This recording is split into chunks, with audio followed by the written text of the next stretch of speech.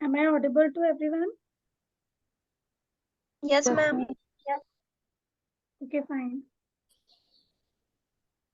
हमारे कौन कौन से टॉपिक्स रह गए थे?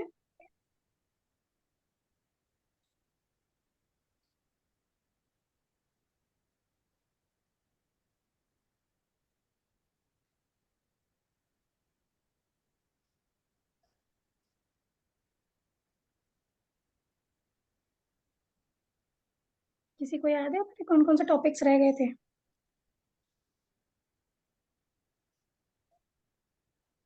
ओके, मेरी स्क्रीन विजिबल है? Yes, ma'am. Yes, ma'am.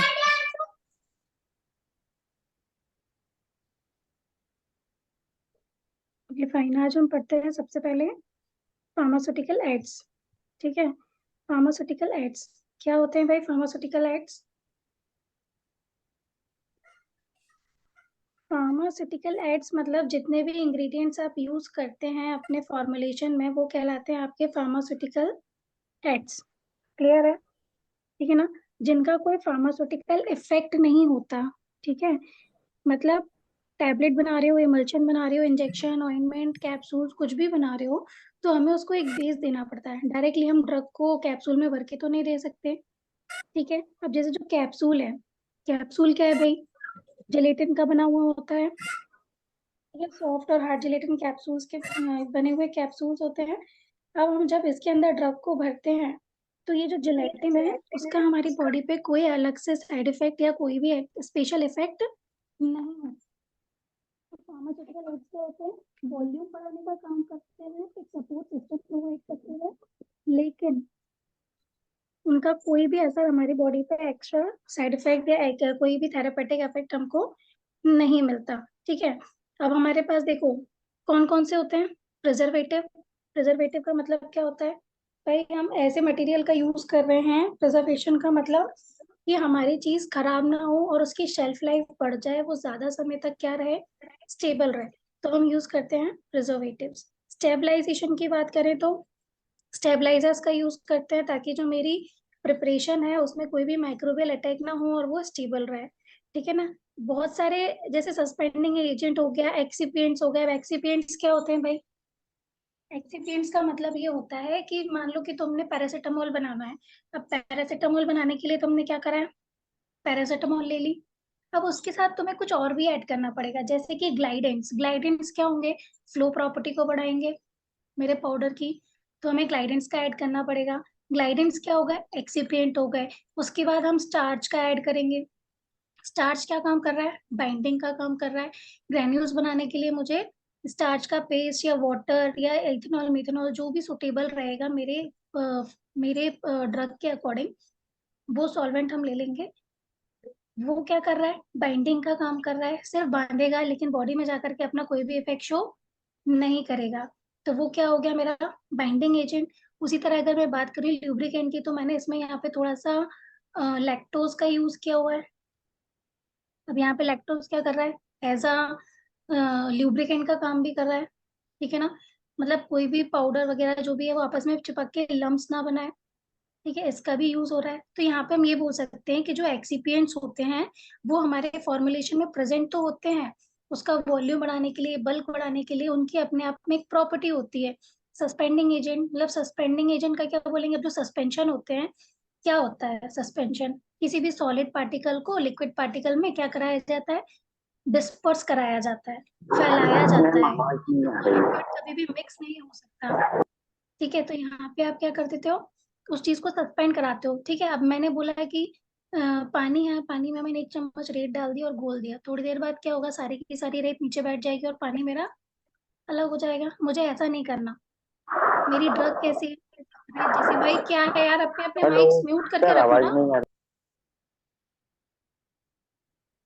ठीक है, यहाँ पे हम क्या कर रहे हैं कि जो भी मेरी ड्रग है, वो मान लो किस नेचर की है? सैंड के नेचर की है। वो घुल नहीं सकती, लेकिन क्या हो सकती है? आपस में मिक्स हो सकती है, मतलब फैल सकती है, डिस्पर्स हो सकती है। लेकिन क्या है, अब मार्केट में शीशी आ गई। अब वो शीशी अगर रखी रहेगी तो क्या हो जाएगा? जो भी मतलब मार्केट में क्या है, मान लो कि आज कोई भी drug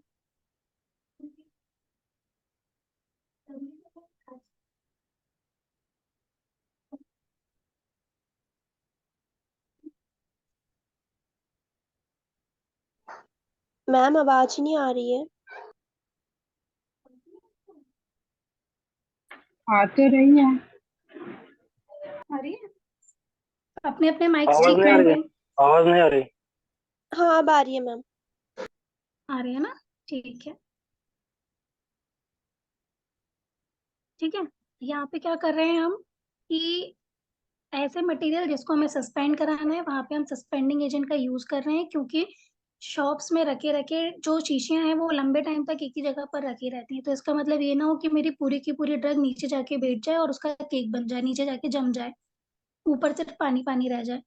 तो यहाँ पे हम क्या यूज कर रहे हैं? Suspending agent. सस्पेंडिंग एजेंट क्या करेंगे? जो मेरी ड्रग है ना उसको नीचे बैठने से रोकेगा और पूरे में उसको क्या करेगा? इक्वली डिस्ट्रीब्यूट करेगा। ये भी एक प्रकार का क्या है? प्रिजर्वेटिव है, मतलब सॉरी फार्मास्यूटिकल एड्स हैं ये।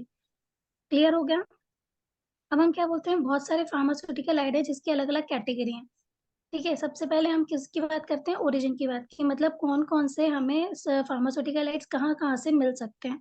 सबसे पहले हम बात करते हैं एनिमल सोर्स की। जानवरों में से अगर हमें कोई भी एक्सीपिएंट्स लेने हैं या फिर कोई भी फार्मास्यूटिकल एड्स कलेक्ट करने हैं तो क्या मिलेगा? Lactose, gelatin, beeswax, lanolin. ये समझ में आता है लैनोलिन क्या होता है? लैनोलिन मतलब बोरोलिन यूज किया। बोरोलिन में लैनोलिन का यूज होता है। जनरली अगर एक नॉर्मल लैंग्वेज में बोला जाए तो भेड़ होती है, भेड़ों के बाल होते हैं, उनकी बॉडी से कोई स्किन सॉरी ऑयल सीक्रेट होता है। अब वो लोग कैसे होते हैं? बाहर घूम रहे हैं, नाली में भी बैठ रहे हैं, बाहर गंदगी में धूल में बैठ रहे हैं, पानी में है, धूप में, मतलब तो क्या होता है? उनकी बॉडी से ऑयल निकला और उनके बालों पे जाकर के, हेयर्स पे जाकर के चिपक गया, वहां पे उनको डस्ट भी चिपक गई। ये सारी चीजें हो जाती हैं। अब इस कंडीशन में हम क्या बोलते हैं? यहाँ पे हम क्या करते हैं? यहाँ पे आके क्या हुआ, मेरे ये सारे डस्ट चिपक गई, ड्राई हो गई। अब हम क्या करते हैं? उसके बालों को उतार लेते हैं, सेपरेट कर लेते हैं। अब उन बालों में से क्या करते हैं? सेपरेशन करते हैं, बालों को अलग करते हैं और जो फैटी ऑयल्स निकले हैं ना उनको अलग करते हैं। अब जो फैटी ऑयल्स निकले हैं ना उनको प्यूरिफाई किया जाता है और फिर उनको यूज किया जाता है हमारे बोरोलिन वगैरह में। तो लैनोलिन वही कहलाता है, जो उनकी बॉडी से फैटी ऑयल सीक्रेट होता है ना उसको हम बोलते हैं लैनोलिन। ठीक है। जिलेटिन क्या होता है? ये हमारे हड्डियों के ऊपर एक टाइप की परत पाई जाती है। ठीक है, उसको निकाला जाता है। क्यों? क्योंकि ये बॉडी में जैसे ही HCl के फॉर्म में आएगी, HCl के कांटेक्ट में आएगी, वैसे की वैसे क्या हो जाएगी? डिसॉल्व होना, डिसइंटीग्रेट और डिसॉल्व होना स्टार्ट हो जाएगी। ठीक है। सेकंड क्या है? Vegetable source. अब वेजिटेबल सोर्स क्या है भाई? हमें जो कि कहाँ से मिलते हैं? पेड़ पौधों से, फूल पत्तियों से मिलते हैं। तो सबसे पहले स्टार्च। ठीक है। कई पेड़ तुमने ऐसे देखे होंगे कि जिनमें कट लगा दो तो उनमें से मिल्क का सीक्रेशन होता है। वाइट कलर का एक प्रोडक्ट मिलता है, दूध मिलता है। जैसे कि तुम गुड़ बनाते हो, गुड़ कैसे बनाते हो? खजूर के पेड़ों में कट लगाते हो और फिर उसके बाद उसमें से जो दूध निकलता है वो कलेक्ट करते हो। उसी टाइप से बहुत सारे ऐसे मेडिसिनल प्लांट्स हैं जिसमें से हम स्टार्च को क्या करते हैं? कलेक्ट करते हैं। गौरगम, तुम जब इमल्शन बनाते हो तो इमल्शन बनाने में किसका यूज होता है? गम्स का यूज होता है, ट्राइगेकंथ वगैरह, अकेशिया। ठीक है। ये जो गौरगम है ये क्या है? एक प्रकार की गोंद है जो कि पेड़ों से निकलती है, उसको हम यहाँ पर यूज करते हैं। मिनरल सोर्सेस कहाँ से आते हैं? अब ये मिनरल सोर्स हमें किसमें क्या क्या मिलता है मिनरल से? Calcium phosphate, silica, kaolin etcetera, ये सब हमको कैसे मिलते हैं? मिनरल सोर्स से। जितने भी मिनरल सोर्सेज होंगे, सिंथेटिक सोर्स मतलब जो कि हम बनाते हैं, खुद से आर्टिफिशियली प्रोड्यूस करते हैं, जैसे कि पोविडोन, बोरिक एसिड, पैग मतलब पॉलीइथाइलिन ग्लाइकोल, उसका शॉर्ट फॉर्म में पैग बोला जाता है, PEG। ये था ओरिजिन के हिसाब से इसका क्लासिफिकेशन। अब हम बात करते हैं किसकी? डोजेस फॉर्म के हिसाब से। अब हम डोजेस फॉर्म की बात करेंगे तो सबसे पहले होगा एसिडिफायर और अल्केलाइजर। हमने इसको कैटेगराइज किया है सबके नेचर के अकॉर्डिंग। कोई एसिडिक नेचर का होगा, कोई बेसिक नेचर का होगा, कोई अल्कलाइन नेचर का होगा, कोई न्यूट्रल होगा। ठीक है। कोई एब्जॉर्बिंग नेचर का होगा तो कोई एड्सॉर्बिंग नेचर का होगा। एब्जॉर्प्शन और एड्सॉर्प्शन में अंतर मैंने कल पिछले 2 क्लासेस में बताया है। जो पूरी तरह से सोख ले वो एब्जॉर्ब, और जो सरफेस पे, जब सरफेस पे एब्जॉर्प्शन दिखाए वो एड्सॉर्ब। ठीक है। बफर का काम क्या है? पीएच को मेंटेन करते हैं। अब मान लो कि मेरे आंसू हैं, आंसू का पीएच अलग होता है, करीबन 7 to 8 मिलेगा मेरा आंसुओं का पीएच। तो टीयर्स होते हैं, सलाइवा का पीएच अलग होगा। हमारे स्टमक में जो एसिड पाया जाता है उसका पीएच अलग होगा। तो मेनली जो बफर्स होते हैं वो हमारे pH को मेंटेन करने का काम करते हैं, ठीक है। अब हम बात करते हैं एंटीऑक्सीडेंट्स और प्रिजर्वेटिव्स। अब एंटीऑक्सीडेंट्स और प्रिजर्वेटिव्स क्या हो गए भैया, ये भी हमारे सिलेबस में ही अपन पढ़ेंगे, ठीक है, कि एंटीऑक्सीडेंट्स क्या होते हैं और प्रिजर्वेटिव्स क्या होते हैं, ठीक है। सस्पेंडिंग एजेंट्स, कलरेंट्स, मतलब कलरेंट्स भी अलग अलग उसके होते हैं कि भाई कोई वाटर सॉल्युबल होता है, कोई डाई ऑयल सॉल्युबल होती है, वाटर में सॉल्युबल नहीं होती है, ठीक है। कोई बेसिक नेचर की होती है, कोई एसिडिक नेचर की होती है। ये सारे क्लासिफिकेशन हमने किसके हिसाब से दिए हैं, डोसेस फॉर्म के हिसाब से। ऑइंटमेंट्स और सपोजिटरीज में कौन से यूज होंगे, ऑर्गेनोलेप्टिक एजेंट्स कौन से होते हैं, जिसमें कलर, फेवर और स्वीटनिंग एजेंट्स ये देखे जाते हैं, वो होते हैं मेरे ऑर्गेनोलेप्टिक एजेंट्स। इसका एक अलग से चैप्टर है जो अपन कंप्लीट करेंगे इसके बाद, ठीक है। ये देखो, ointment, suppository basis, diluents, binder, disintegrating lubricant, ये अभी मैंने थोड़ी देर पहले समझाए थे, तो मैं एक एग्जांपल दे करके कि जब टैबलेट बनाते हैं तो इनका यूज होता है। तो ये सारी चीजें क्या है, एक तरीके से हमारा फार्मास्यूटिकल एड्स हैं, एक्सीपिएंट्स जिनको बोलते हैं, या फिर फार्मास्यूटिकल एड जिसको बोल सकते हो। सबसे पहले बात करते हैं कलरिंग एजेंट की। कलरिंग एजेंट का काम क्या होता है, मान लो कि कोई भी ड्रग है, उसका कलर इतना अच्छा नहीं है, हमने उसकी सिरप बना दी, ठीक है। अगर उसमें कलर अच्छा नहीं है तो बच्चों को अट्रैक्ट नहीं कर पाएगी, बड़े तो बेचारे पी लेंगे, क्यों, समझते हैं, समझदार हैं। लेकिन जहाँ बच्चों की बात आती है, बच्चे कैसे अट्रैक्ट होते हैं कि नहीं मुझे रेड वाली पीनी है, मुझे ब्लू वाली, मुझे पिंक वाली, इसलिए कलरिंग एजेंट का भी इस्तेमाल करते हैं, ताकि हमारे जो प्रोडक्ट है उसमें क्या आ जाए, अट्रैक्टिवनेस आ जाए, ठीक है। और ये कैसे मटेरियल्स होते हैं, ये यूजफुल एजेंट्स होते हैं और नॉन टॉक्सिक नेचर के होते हैं, नॉन पॉइजनस नेचर के होते हैं। जनरली हमारे प्रोडक्ट को एक पहचान देते हैं, एक आइडेंटिफिकेशन देते हैं। गांव के जो लोग होते हैं ना, जो बेचारे पढ़े लिखे नहीं होते हैं, वो लोग कैसे लेते हैं, लाल वाली गोली दे दो, पीली वाली गोली दे दो, समझ रहे हो, वो इस टाइप से इस चीज को डिफाइन करते हैं। उसके बाद क्या होता है, किसी भी डोजेस फॉर्म में अपना एक अलग रोल प्ले करेंगे उसको अट्रैक्टिवनेस देने के लिए, ठीक है। उसके बाद इसका कोई थेरेपेटिक इफेक्ट नहीं होता, कोई साइकोलॉजिकल इफेक्ट नहीं होता। ऐसा नहीं है कि तुमने वो जो कलरिंग एजेंट खाया है ना, उससे तुम्हारा हाथ दर्द ठीक हो जाएगा, पेट दर्द ठीक हो जाएगा, या कोई भी एक्शन नहीं होगा। ये सिर्फ जनरली बॉडी में कलर प्रोवाइड, हमारे प्रोडक्ट जनरली सिर्फ प्रोडक्ट को हमारे कलर प्रोवाइड करेंगे, उसको एलिगेंट बनाएंगे, अट्रैक्टिव बनाएंगे, और बॉडी में एज इट इज मेटाबोलाइज होके बाहर निकल जाएंगे, ठीक है। नेक्स्ट है मेरा क्या, मिनरल कलर्स। अब मिनरल्स कलर्स कहाँ कौन कौन से होते हैं भाई, इसमें भी तीन तरीके से मिल सकते हैं, प्लांट से भी मिलते हैं, एनिमल से भी मिलते हैं, और मिनरल सोर्सेज से भी मिलते हैं। जनरली ये सिर्फ एक्सटर्नल प्रिपरेशन के लिए अप्लाई होंगे। मिनरल सोर्सेज जितने होते हैं ना, कभी कभी कुछ ऐसे होते हैं जो कि टॉक्सिक नेचर के होते हैं, जो सुपरफिशियली तो हम एडजस्ट कर सकते हैं, लेकिन कुछ प्रिपरेशन कैसे होती है जो कि हम बॉडी में अंदर नहीं डाल सकते, उन्हें खाया नहीं जा सकता, वरना अंदर जा करके जो साइड इफेक्ट हमको झेलने पड़ेंगे वो हमें सुपरफिशियली या बाहर से नहीं झेलने पड़ेंगे, ठीक है। तो जनरली जो मिनरल कलर्स होते हैं वो एक्सटर्नली अप्लाई होते हैं। एग्जाम्पल कैसे हो गए, फेरिक ऑक्साइड, रेड और येलो दो कलर में अवेलेबल होता है, कार्बन ब्लैक, लीड, कॉर्मेट, ठीक है ना, पर्शियन ब्लू, ये सारे क्या होता है, टाइटेनियम ऑक्साइड, ये सारे क्या हो गए, मिनरल कलर्स हो गए। इसमें से कोई भी दो या तीन एग्जांपल याद कर लेना जो कि तुम्हें याद रह जाए। दूसरा, प्लांट से कौन कौन से मिलते हैं, ये जनरली हम ईडेबल भी होते हैं। कई बार हम इनको क्या करते हैं, सिरप वगैरह में ऐड करते हैं, तो हम जब सिरप वगैरह लेते हैं तो ये हमारी बॉडी में अगर जाते भी हैं तो कोई खास नुकसान हमारी बॉडी को नहीं पहुंचाते। इवन कोई ज्यादा साइड इफेक्ट या कोई नुकसान या कोई थेरापेटिक या कोई भी इफेक्ट हमारी बॉडी में नहीं देते। सबसे पहला है फ्लेवोन्स, ठीक है ना, अभी याद करने वाली चीजें हैं। बीटा कैरोटीन येलो कलर का होता है, सैफरॉन ये रेडिश कलर का होगा, ठीक है ना। अदर्स में कौन कौन से होते हैं, अल्जेरिन, क्लोरोफाइल, क्लोरोफाइल ग्रीनिश टाइप का कलर देगा तुम्हारा, कैरोटिनॉइड्स, ठीक है, इंडिगो डाई, इंडिगो फेरा, ये सब तुमको याद करने वाली चीजें। कुछ कुछ एग्जाम्पल, एक एक दो दो एग्जाम्पल याद कर लेना, सफिशिएंट है, जो तुम्हें याद रह जाए ऐसे वाले सिंपल। जैसे सैफरॉन सबको याद रह जाएगा, सैफरॉन को इन जनरल इंग्लिश में क्या बोलते हैं, केसर, तो जनरली सैफरॉन आपको इजीली याद रह जाएगा, तो ये आप याद कर सकते हो। बीटा कैरोटीन याद कर सकते हो, येलोइश कलर का होता है, ठीक है। उसके बाद राइबोफ्लेविन कर सकते हो, क्यों, क्योंकि तुमने बहुत सारे नंबर ऑफ वो पढ़े होंगे vitamin, vitamin A, vitamin B, तो एक राइबोफ्लेविन भी होता है उसमें, ठीक है। एक, तो ये तुम आसानी से याद कर सकते हो। एनिमल सोर्स से कौन से मिलते हैं भाई, generally tyrant blue. Tyrant blue क्या होता है, जो स्नेल्स होते हैं, शंख देखे होंगे, उसके अंदर एक कीड़ा होता है जो शंख को बड़ा करता है, उस टाइप का नहीं होता, रेत में चलता रहता है स्नेल जिसको बोलते हैं, उसके ग्लैंड से, उसके बॉडी में जो ग्लैंड्स पाए जाते हैं ना, उससे हमें मिलता है कौन सा, टाइरन ब्लू कलर। ठीक है, जो कि क्या है, एक एनिमल सोर्स है। सेकेंडली क्या बोला गया है, कोकनियल। अब ये क्या है, ये एक इंसेक्ट से मिलता है। ठीक है ना, जिसके अंदर क्या होता है, रेड कलर प्रोवाइड करता है। किसकी वजह से रेड कलर होता है, क्योंकि उसके अंदर कैरामाइन एसिड प्रेजेंट होता है, उसकी वजह से हमें क्या मिलता है, bright red colour.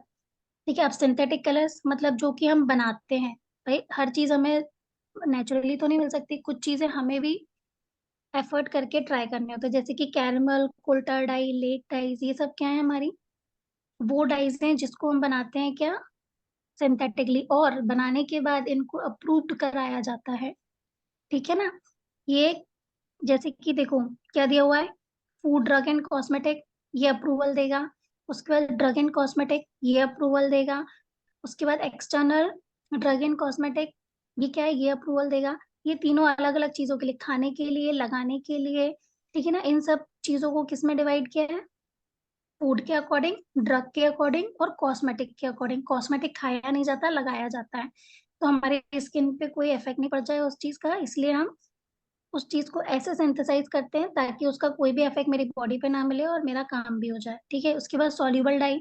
Soluble die क्या होता है, ऐसी डाइज जो कि सॉल्यूबल हो जाए। ठीक है, ये क्या करेंगी, जब मतलब कभी कभी ऐसी चीज देखिए जैसे नियॉन कलर्स होते हैं। नियॉन कलर्स क्या होता है, दिन भर आपको दिखाई नहीं पड़ेंगे, दिन भर ये चार्ज होते हैं। ठीक है, मतलब नियॉन कैसा, रेडियम टाइप के जो कलर्स होते हैं, वो क्या करेंगे, दिन भर चार्ज होते हैं, और जैसे ही आप लाइट ऑफ करते हो तो क्या करते हैं, ग्रीनिश कलर के दिखाई पड़ते हैं। मतलब वो अपनी खुद की लाइट ट्रांसमिट करते हैं। ठीक है ना, वाटर सॉल्युबल होते हैं। कोल्टार कलर्स जिसको हम क्या बोलते हैं, एरोमेटिक हाइड्रोकार्बन्स भी बोलते हैं, कौन कौन से होते हैं, नेप्थॉल ब्लू ब्लैक, ब्रिलियंट ब्लू, ठीक है, सनसेट येलो, ऑरेंजी। ठीक है ना, जनरली जो सोप में, ऑइंटमेंट में, शैम्पूज में यूज होता है ना, ये वही कलर कहलाते हैं। कई बार तुम देखना सनसिल्क आता है, सनसिल्क का जो पिंक कलर होता है वो बहुत ही मतलब एकदम डार्क पिंक नहीं होगा, मजेंटा भी नहीं होगा, बेबी पिंक भी नहीं होगा। उसका पिंक जो होता है एक शाइनी ग्लिटरी वाला होता है, और थोड़ा सा ऐसा होता है जैसे कि हम डार्क में थोड़ा सा लाइट कलर मिक्स कर दें। तो ये जो कलर हम अचीव करते हैं ना, ये कलर हम सिंथेसाइज करते हैं। और जनरली तुम देखोगे तो जब शैम्पू यूज करते हो तो पानी से बाल धोते हो, तो ये इजिली सॉल्युबल होता है और सॉल्युबलाइज होकर के इजिली रिमूव हो जाता है। ठीक है, ऑइंटमेंट लगाते हो, फॉर एग्जाम्पल मान लो बीटाडीन है, बीटाडीन का कलर कैसा होता है, डार्क ब्राउनिश कलर होता है। अब वो डार्क ब्राउनिश कलर जो होता है वो क्या कराता है, हील करने की प्रॉपर्टी है, लेकिन जैसे ही उसको पानी से वॉश करोगे इजिली वॉश हो जाएगा। अब लैक पिगमेंट्स क्या होते हैं, ये इनसॉल्युबल नेचर के होते हैं। सॉल्युबल डाइज अलग है, और लेक पिगमेंट्स होते हैं वो इनसॉल्युबल नेचर के होते हैं, और डिस्पर्जन के थ्रू अपना कलर छोड़ते हैं। ठीक है, जनरली प्रेसिपिटेशन होती है ना सॉल्युबल डाइज की, जैसे कि सब कोई मेटेलिक सॉल्ट है, जैसे कि कैल्शियम हो गया, एल्यूमिनियम हो गया, जब ये प्रेसिपिटेट आउट होता है ना, उनसे जो कलर हमें दिखता है, जनरली ये वो प्रोड्यूस करते हैं, प्रेसिपिटेशन प्रोड्यूस करते हैं सॉल्युबल डाइज में। ठीक है, ये वाटर में कैसे होते हैं, इनसॉल्युबल होते हैं, तो ऑब्वियस सी बात है अगर पानी में नहीं घुल रहे हैं तो ऑयल में, फैट में, लिपिड्स में, इन सब में घुल जाएंगे। तो जनरली हम इनको इन्हीं फॉर्मुलेशन में यूज करते हैं, जिन ड्रग का, जिन प्रोडक्ट्स का नेचर कैसा होता है, ऑयली नेचर का होता है। ठीक है, कैरेमल डार्क ब्राउन कलर का मटेरियल होता है, जनरली थर्मल एप्लीकेशन और कार्बोहाइड्रेट्स में यूज होता है, इसलिए इसको हम क्या बोलते हैं, बर्न शुगर भी बोला जाता है। कभी तुम लोगों ने देखा है कि क्या बोलते हैं, कैरेमलाइज बनाना, आजकल जो यूट्यूब पे अलग अलग नाम से जो डिशेस चलती है, तो होता है क्या है, जो शक्कर होती है ना, उसको इतना जलाया जाता है कि उसका जो कलर होता है वो पूरी तरीके से चेंज हो जाता है, वाइट कलर जो है शक्कर का वो कन्वर्ट हो जाता है किसमें, ब्राउनिश कलर में, और एक सिरप बन के रेड हो जाती है, रेडी हो जाती है, वो होता है कैरमलाइज कलर। ठीक है, देखो यहाँ पे बोला गया बर्न शुगर, जली हुई शक्कर का जो एक होता है ना, लेकिन उसको जलाने का तरीका होता है, उसको इतना ज्यादा बॉईल किया जाता है कि उसका कलर कैसा हो जाए, रेड हो जाए, लेकिन उसमें वाटर का कंटेंट बहुत कम होता है। ठीक है, सर्टिफाइड कलरेंट्स क्या होते हैं भाई, सर्टिफाइड कलरेंट्स का मतलब होता है कि जो भी अप्रूवल एजेंसीज हैं उनको जब हमारे कलरेंट्स हमको कलरेंट्स को अप्रूवल देती है ना, वही कलरेंट्स हम यूज कर सकते हैं, और ये किसके अंदर आता है, कॉस्मेटिक एक्ट 1940 के अंदर आता है। ठीक है, तो जो भी कलरेंट्स आप यूज करोगे, कलरिंग एजेंट किसी भी फार्मास्यूटिकल फॉर्मुलेशन में, तो वो अप्रूव्ड होना चाहिए, सर्टिफाइड होना चाहिए, किसके थ्रू? FDA के through, food drug and administration के थ्रू। किसके अंडर कौन सा एक्ट आएगा? कॉस्मेटिक एक्ट 1940 के अंडर। ठीक है, अब बात करते हैं फ्लेवरिंग एजेंट। भैया मैंने कलर तो सुंदर बना दिया, अब फ्लेवर भी तो आना चाहिए ना। मान लो कि कोई ड्रग ऐसी है जिसका नेचर, जिसकी टेस्ट बहुत कड़वी है, तो हम क्या करेंगे? उसके टेस्ट के साथ थोड़ा सा ट्विस्ट करेंगे, फ्लेवरिंग एजेंट डालेंगे उसमें, पाइनएप्पल, बनाना, बहुत सारे अलग अलग फ्लेवरिंग एजेंट्स आते हैं। तो बच्चे क्या बोलते हैं कि नहीं नहीं नहीं, मुझे तो बनाना वाली पीनी है, मुझे एप्पल वाली। तो ये सब क्या है? अट्रैक्ट करते हैं बच्चों को और इजीली एडमिनिस्ट्रेशन कराते हैं, जनरली बूढ़ों में और बच्चों में। यंगस्टर एक बार पी लेते हैं, लेकिन आजकल तो यंगस्टर भी नाटक करते हैं। तो ये सब उसको किसके लिए? हमारे डोसेस फॉर्म को इम्प्रूव करने के लिए यूज होते हैं। ठीक है ना, हमारे टेस्ट को क्या कर देंगे? इम्प्रूव कर देंगे, थोड़ा प्लीजेंट बना देंगे, ताकि जो अनप्लीजेंट टेस्ट है मेडिसिन का वो हट जाए। अब फ्लेवरिंग एजेंट्स कौन कौन से हैं? अरोमा मॉलिक्यूल्स, जो क्या प्रोवाइड कराते हैं? फ्लेवर्स। ठीक है, जनरली कौन कौन से होते हैं? नेचुरल, आर्टिफिशियल, और नेचुरल एंड आर्टिफिशियल दोनों। तो नेचुरल में फ्लेवरिंग एजेंट्स कौन कौन से हैं? जनरली कौन सी मेथड से बनाए जाते हैं फ्लेवरिंग एजेंट्स? देखो, अगर फ्लेवर है तो हम क्या कर रहे हैं? एक्सट्रैक्ट कर रहे हैं। मान लो कि रोज है, रोज का अगर मुझे एक्सट्रैक्शन निकालना है तो मुझे कोई ना कोई प्रोसेस यूज करनी पड़ेगी उसको निकालने के लिए। तो हम डिस्टिलेशन भी कर सकते हैं, एक्सट्रूजन भी कर सकते हैं, और सॉल्वेंट एक्सट्रैक्शन भी कर सकते हैं। इससे हम क्या कर सकते हैं?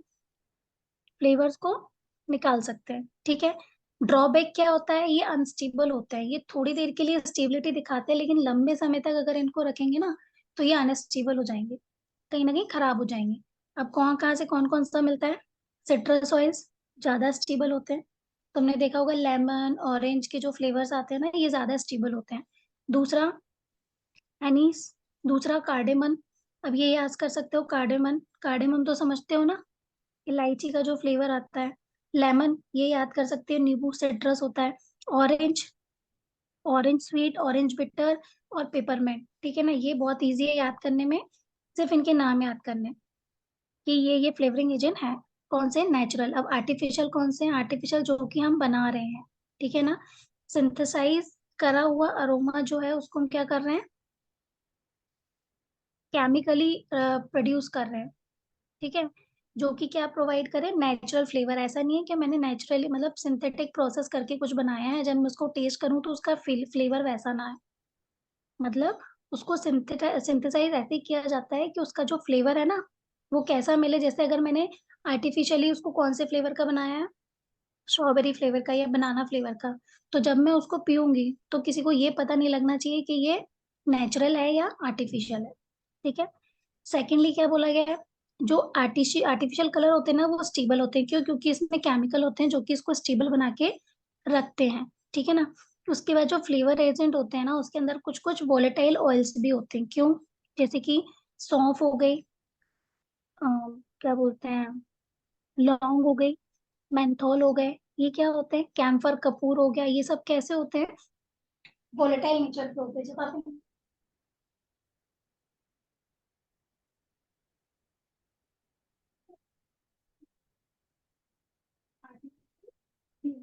एजेंट्स। ठीक है, उसके बाद बात करते हैं आर्टिफिशियल स्वीटनर की। अब कभी कभी क्या होता है? सिरप है, मीठी तो होगी। कभी कभी जो हमारा ड्रग है उसका टेस्ट कैसा होता है? कड़वा होता है। लेकिन हमें क्या है भाई, अगर हमें खाना है, बॉडी में अगर हमें को सिरप पहुंचाना है, तो थोड़ी तो मीठी होनी चाहिए, ताकि पता चले जैसे ही हमने सिरप पी और वॉमिट कर दी तो हमारी ड्रग का इफेक्ट हमको नहीं मिला। तो आर्टिफिशियल स्वीटनर यूज करते हैं। हर जगह हम शुगर यूज नहीं कर सकते हैं। शुगर के अलग अलग फॉर्म्स होते हैं जो कि हम यूज करते हैं, और बहुत कम अमाउंट में यूज होते हैं आर्टिफिशियल स्वीटनर्स। ठीक है, सिर्फ इतना ताकि ये आपके क्या कर सके? सिर्फ आपके टेस्ट को थोड़ी देर के लिए मास्क कर दे, ताकि जो भी ड्रग है वो बॉडी में पहुंच जाए। पहला है सैकरीन। ठीक है, जनरली मार्केट में सैकरीन सोडियम के नाम से मिलता है। ठीक है, जो इसका NH ग्रुप है उसको सोडियम से रिप्लेस किया जाता है। इसके क्रिस्टल फॉर्म में मिला, मतलब क्या बोलना चाहिए इसको, कि दिखता कैसा है? बिल्कुल शुगर जैसे।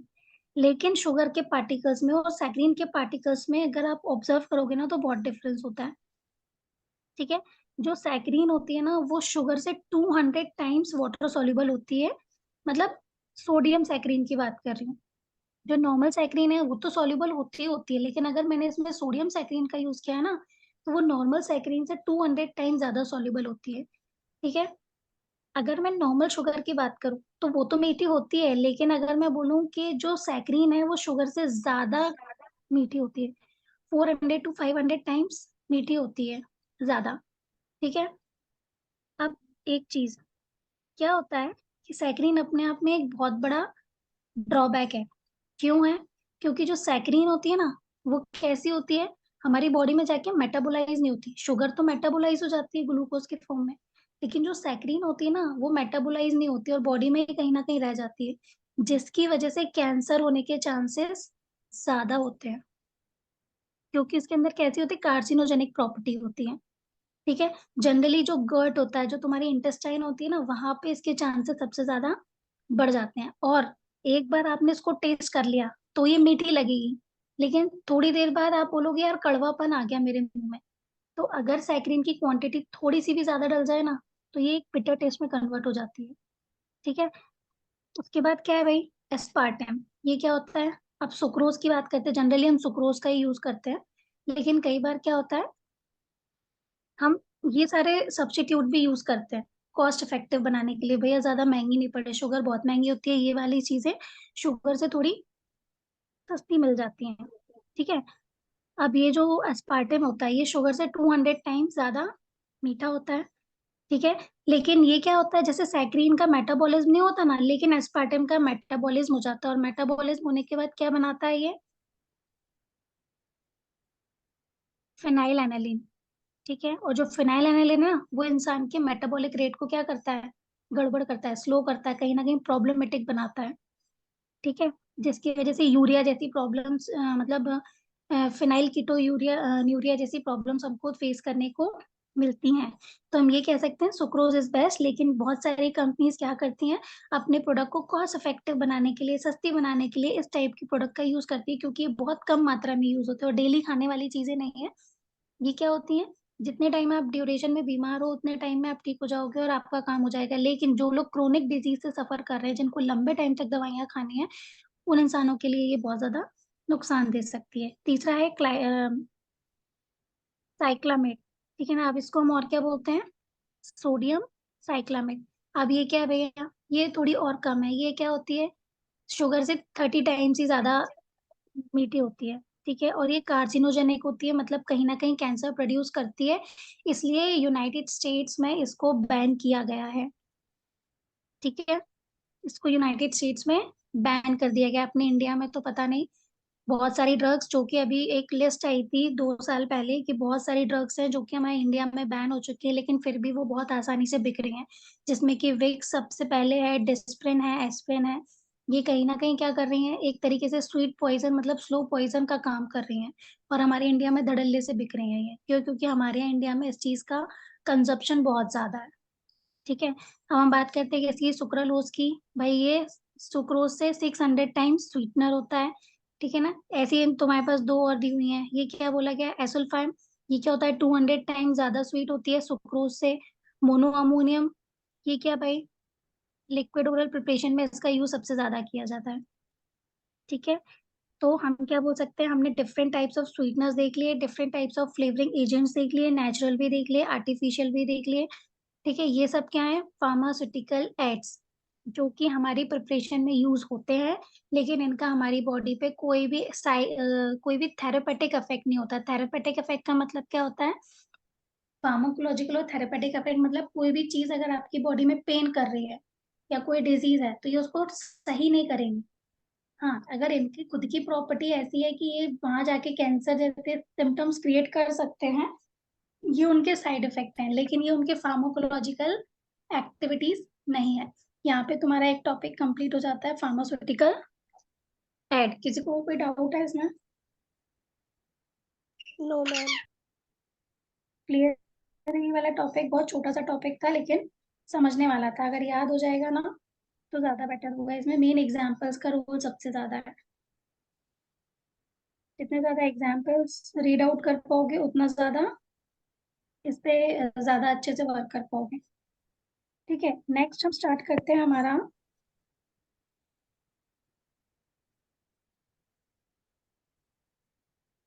प्रिजर्वेटिव्स। ठीक है, अभी तक हमने क्या पढ़ा था? Pharmaceutical ads. अब हम पढ़ रहे हैं क्या?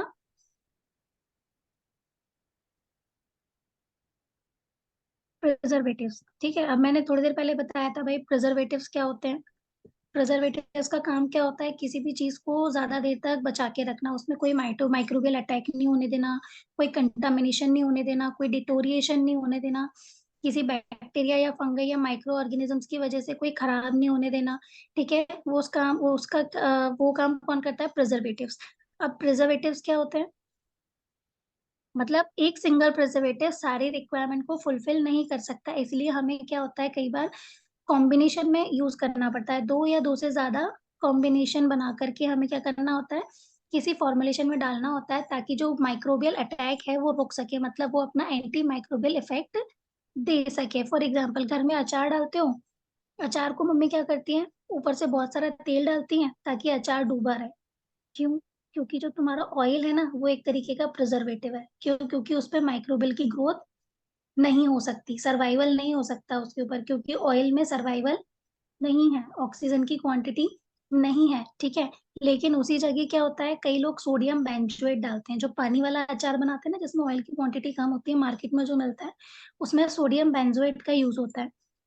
सोडियम बेंजोएट क्या करता है, माइक्रोबियल अटैक को रोकता है और बाहरी माइक्रो ऑर्गेनिजम्स को अटैक करने से बचाता है, ताकि अचार लंबे समय तक सही रहे, सालों, मतलब 2-2 3-3 साल सही बना रहता है। उसके ऊपर एक्सपायरी डेट होती है कि ये जो प्रिजर्वेटिव है जो उसमें डला हुआ है, इसकी क्षमता सिर्फ 1 साल तक बचाने की है। अगर 1 साल से 1 महीना 2 महीना ऊपर होता है तो चल जाता है, लेकिन उसके बाद भी हम क्या करते हैं, उसकी क्षमता कम होने लगती है। हम ये नहीं कहते कि 1 साल निकल गया तो वो खराब हो गया, उसकी क्षमता जो होती है ना काम करने की, प्रिजर्वेटिव की, वो कम होने लगती है, तो उसके में खराब होने के चांसेस बढ़ जाते हैं। ठीक है, प्रिजर्वेटिव दो तरीके के डिवाइड किया गया है। सबसे पहले तो मैकेनिज्म ऑफ एक्शन के आधार पर, कि हमारी बॉडी में उसका मैकेनिज्म ऑफ एक्शन क्या है, और दूसरा हमारे सोर्सेज के आधार पर। सोर्सेज नेचुरल और आर्टिफिशियल कॉमन है। जो नेचुरली हमें प्लांट से मिलेंगे और एनिमल्स वगैरह इन सब से मिलेंगे, वो हमारे होंगे नेचुरल, और आर्टिफिशियल जो हम सिंथेसाइज करेंगे, जो हम बनाएंगे। हम पहले पढ़ते हैं मैकेनिज्म के बेसिस पे। सबसे पहले बात करते हैं हम कौन से, एंटी माइक्रोबियल। एंटी माइक्रोबियल क्या होते हैं भैया?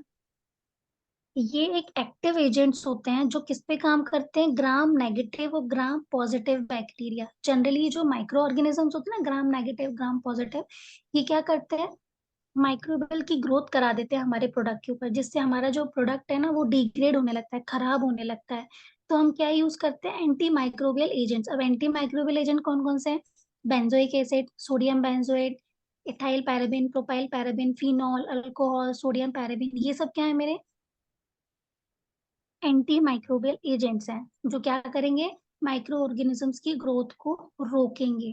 ठीक है, और अगर हो भी जाती है ना तो उसकी ग्रोथ को क्या कर देंगे, खत्म कर देंगे, उसको वो सप्लाई नहीं होने देंगे, जिससे कि वो आगे और बढ़ पाए। ठीक है, दूसरा क्या बोलता है, जो एंटी माइक्रोबियल एजेंट्स होते हैं ना, वो क्या होते हैं, 4 मेजर ग्रुप में डिवाइड किया गया उनको। एक एसिडिक नेचर का होगा, दूसरा न्यूट्रल होगा, तीसरा मर्क्यूरियल होगा, और चौथा होगा क्वाटरनरी अमोनियम कंपाउंड्स। ठीक है, अब इसमें कुछ भी समझने वाला नहीं है, इसमें सिर्फ याद करने वाला है। एसिडिक के एग्जांपल सामने दिए हुए हैं, phenol, chlorocresol, alkyl esters, benzoic acid. ठीक है, न्यूट्रल वाले कौन कौन से होते हैं, इनके सिर्फ दो दो नाम या एक एक नाम याद करना है तुमको, अगर ये क्वेश्चन आता है ना, ताकि तुम इसको आसानी से लिख पाओ। जितना ज्यादा एग्जाम्पल्स के साथ खेलोगे ना, जितना ज्यादा एग्जाम्पल्स पे काम करोगे, उतने ज्यादा अच्छे मार्क्स तुम्हें मिलेंगे, कम लिखने पे ज्यादा मार्क्स मिलेंगे। न्यूट्रल कौन सा होता है, क्लोरोब्यूटेनॉल और बेंजाइल अल्कोहल। ठीक है, मर्क्यूरियल नेचर का कौन सा होता है भाई, थाइमरोसोल, थाइमरोसोल और phenyl mercuric acid and nitrate. अगर इसकी क्वांटिटी नहीं लिखना ना, मत लिखो, कॉन्सेंट्रेशन मत लिखो, लेकिन नाम एटलीस्ट हमें पता होना चाहिए।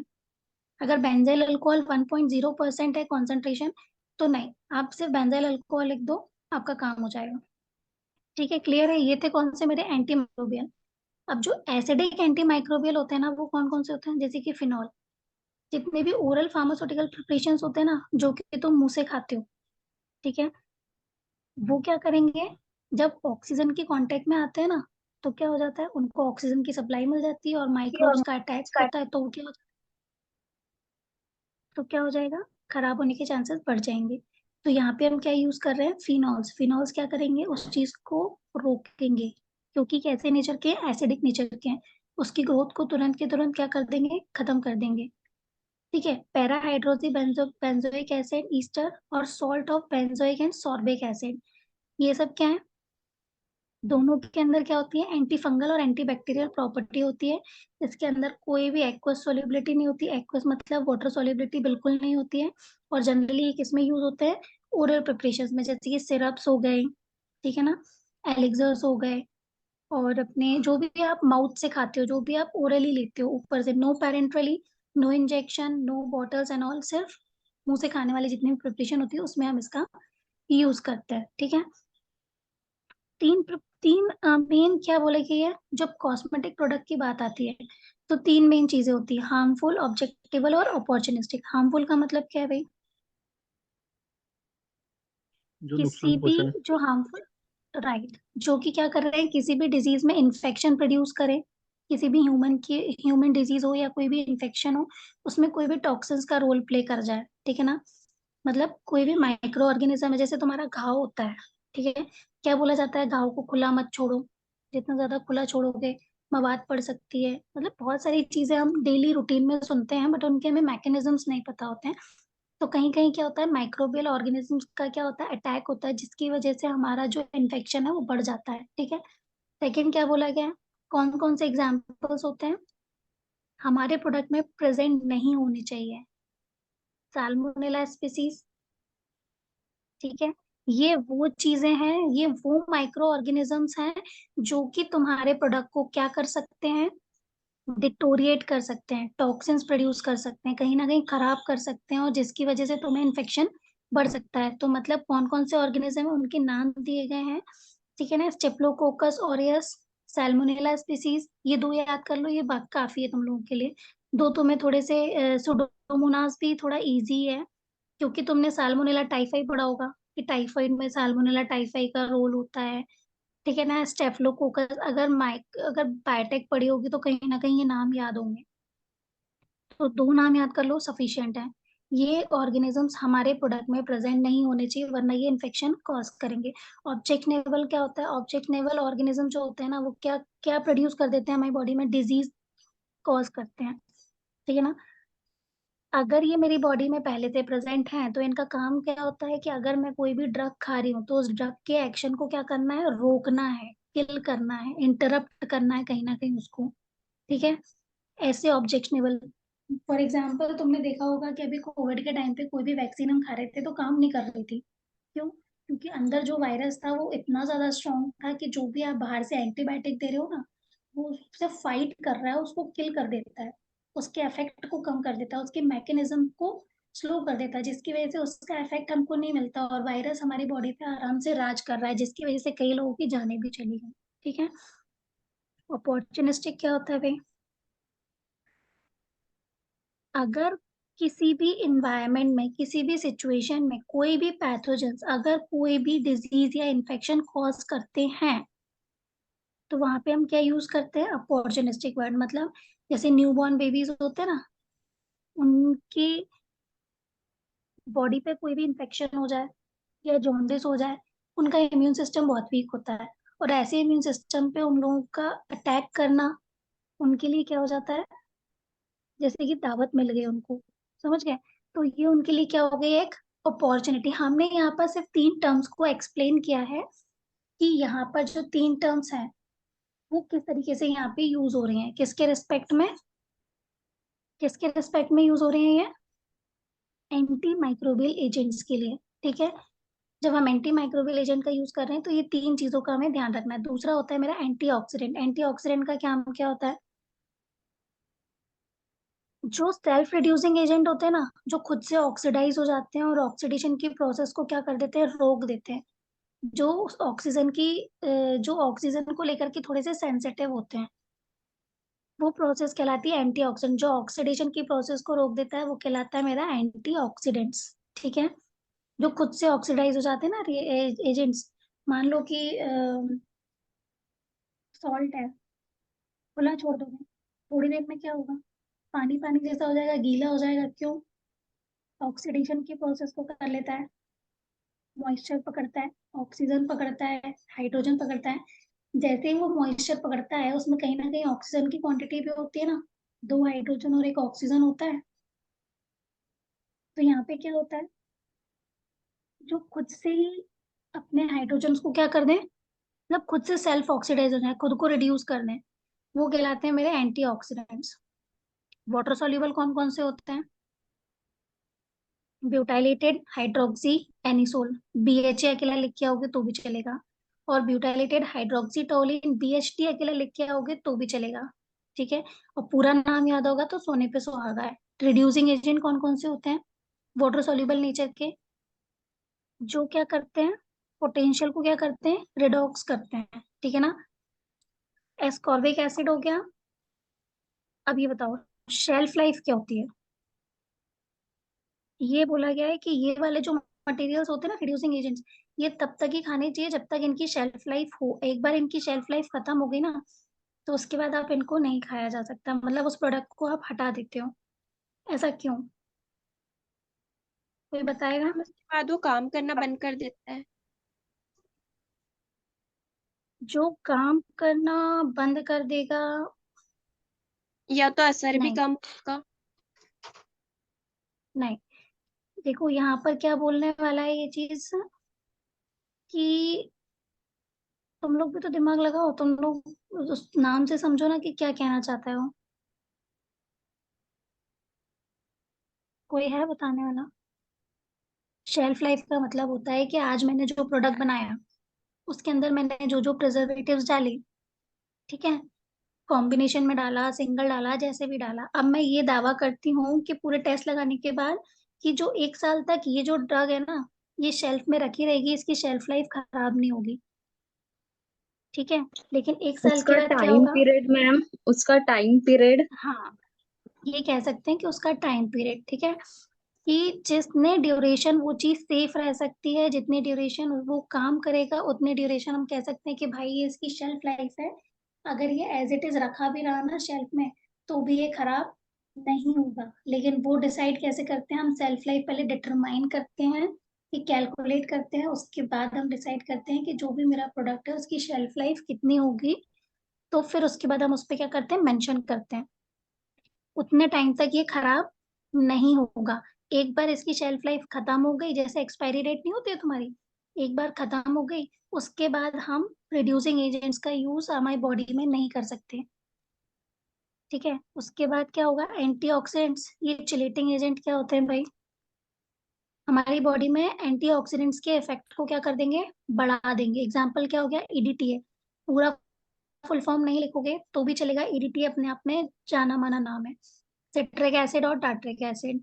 ठीक है, चिलेटिंग एजेंट्स क्या होते हैं, जनरली हमारा ब्लड और टिश्यू लेवल को क्या करते हैं, बचाते हैं, किससे, हैवी मेटल से।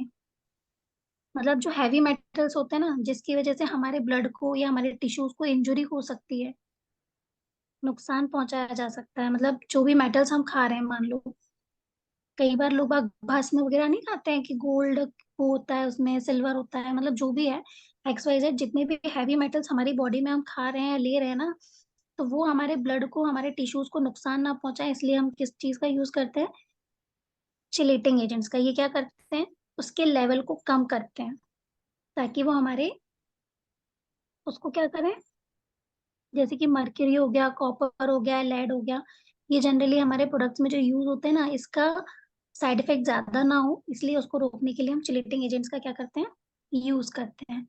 ठीक है, उसके बाद आ जाओ चिलेटिंग एजेंट्स का। ऑब्वियस सी बात है, एंटीऑक्सीडेंट प्रॉपर्टी बढ़ रही है। एंटीऑक्सीडेंट तो अच्छी चीज होती है, सेल्फ ऑक्सीडेशन को रोक रहा है, मेटल्स के साइड इफेक्ट्स को रोक रहा है, मेरे टिश्यूज को और ब्लड को नुकसान नहीं पहुंचने दे रहा है। ठीक है ना? वो कहलाता है मेरा चिलेटिंग एजेंट्स। एग्जाम्पल्स कौन कौन से हो गए, सिट्रिक एसिड, टार्ट्रिक एसिड।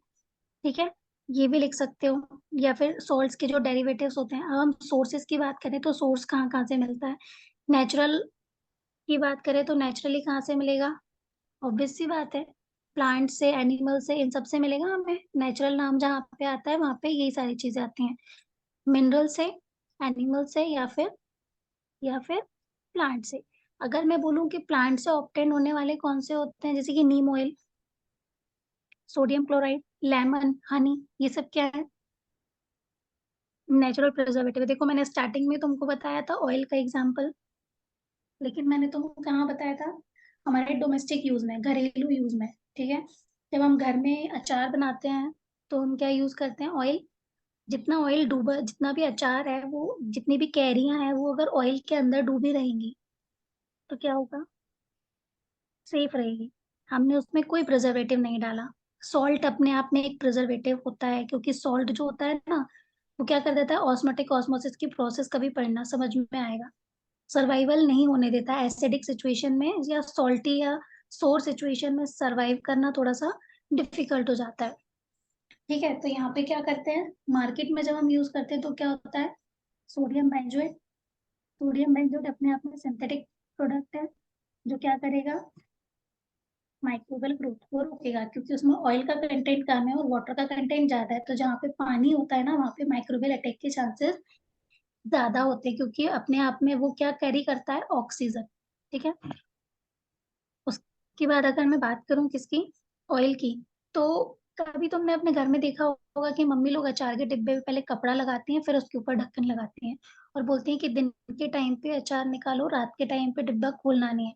कौन सा वाला, बड़ा वाला, जिसमें से तुम छोटे बर्तन में अचार निकाल के रख लेते हो कि हमें ये डेली यूज के लिए चाहिए, और जब वो अचार खत्म हो जाता है छोटा वाला तो उसको दोबारा से रीफिल करते हो। तो मम्मी उसको रात में रीफिल्स नहीं करने देती हैं।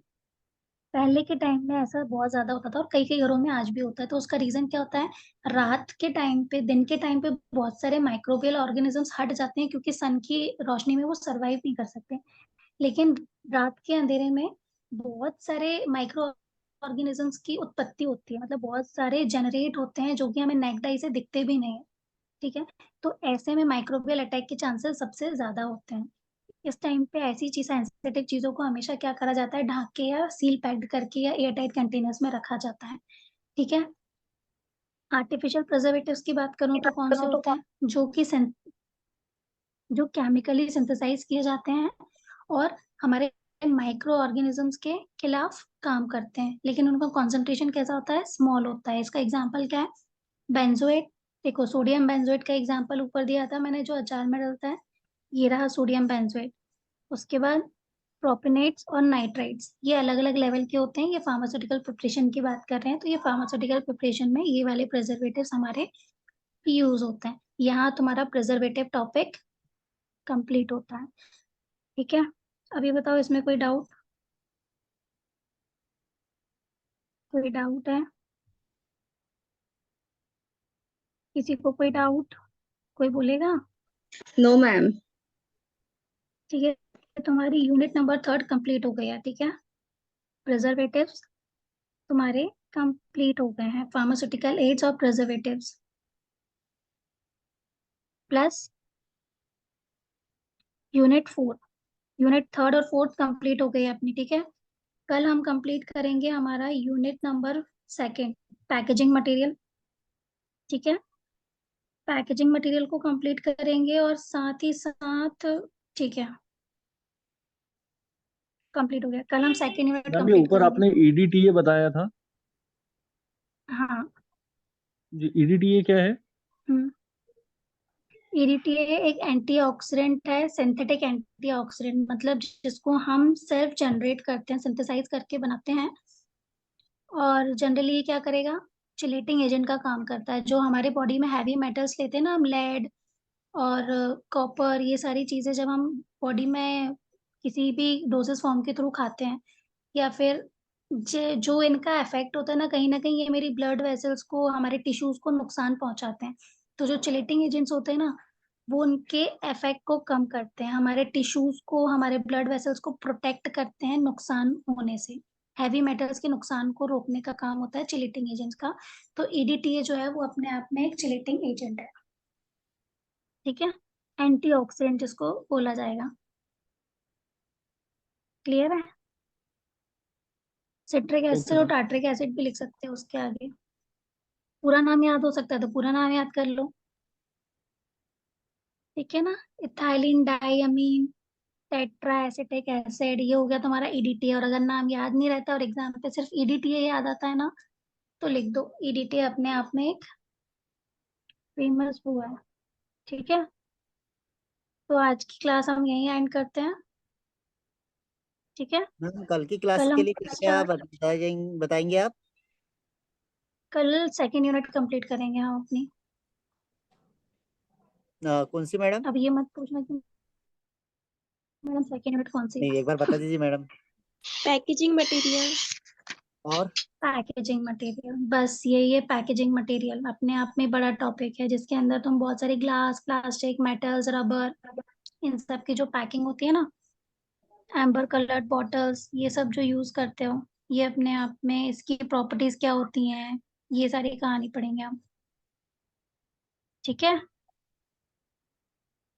ठीक है मैम। अभी तो कोई डाउट नहीं है, कल की क्लास में रेडी रहना, ठीक है। Okay, thank you for thank you ma'am.